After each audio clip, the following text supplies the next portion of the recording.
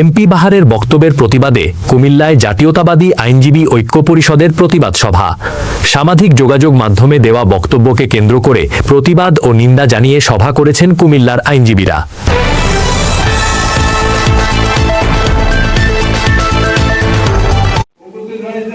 নিষিদ্ধ ঘোষিত আওয়ামী লীগের নেতা ও সাবেক সংসদ সদস্য আ.ক.ম. বাহাউদ্দিন বাহারের সাম্প্রতিক ফেসবুক লাইভ বক্তব্যের প্রতিবাদে কুমিল্লায় প্রতিবাদ সভা অনুষ্ঠিত হয়েছে সোমবার ৮ জুন।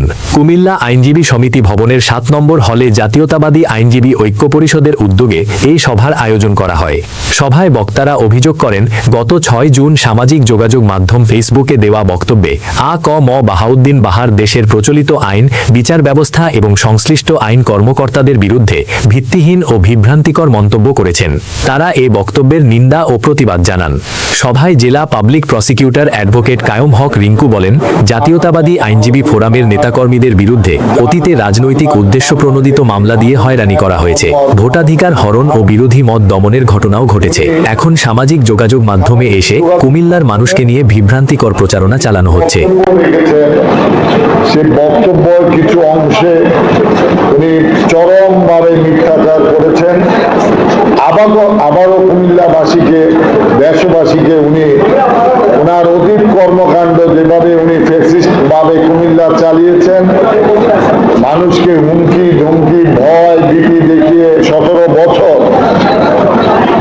আইনজীবী, ডাক্তার, সাংবাদিক বিন্দু ওনার বিরুদ্ধে আপনারা কোনো বক্তব্যই আপনারা লিখতে পারেন নাই। তিনি আরও বলেন, কেউ অপরাধ করলে আইনের মুখোমুখি হবেন। ব্যক্তিগত বা রাজনৈতিক প্রতিহিংসা থেকে কাউকে মামলা দেওয়ার প্রশ্নই আসে না। আইন তার নিজস্ব গতিতেই চলবে। সভায় উপস্থিত আইনজীবীরা দাবি করেন, দায়িত্বশীল ব্যক্তিদের উচিত আইন ও বিচার ব্যবস্থা সম্পর্কে বক্তব্য দেওয়ার ক্ষেত্রে সংযম ও দায়িত্বশীলতা প্রদর্শন করা, অন্যথায় তা সাধারণ মানুষের মধ্যে বিভ্রান্তি সৃষ্টি করতে পারে। প্রতিবাদ সভায় আরও উপস্থিত ছিলেন কুমিল্লা আইনজীবী সমিতির সাধারণ সম্পাদক অ্যাডভোকেট মাহবুবুল হক খন্দকার, অ্যাডভোকেট শরীফুল ইসলাম, জিপি তারেক আবদুল্লাহ, কামরুল হায়াত খান, আহ্বায়ক মফিজুল ইসলাম, গোলাম মোস্তফা, মিজানুর রহমান, হামিদুল হক ভূঁইয়া সহ জাতীয়তাবাদী আইনজীবী ফোরাম ও আইনজীবী সমিতির নেতৃবৃন্দ।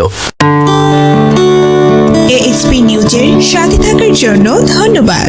সাবস্ক্রাইব করে সাথে থাকুন।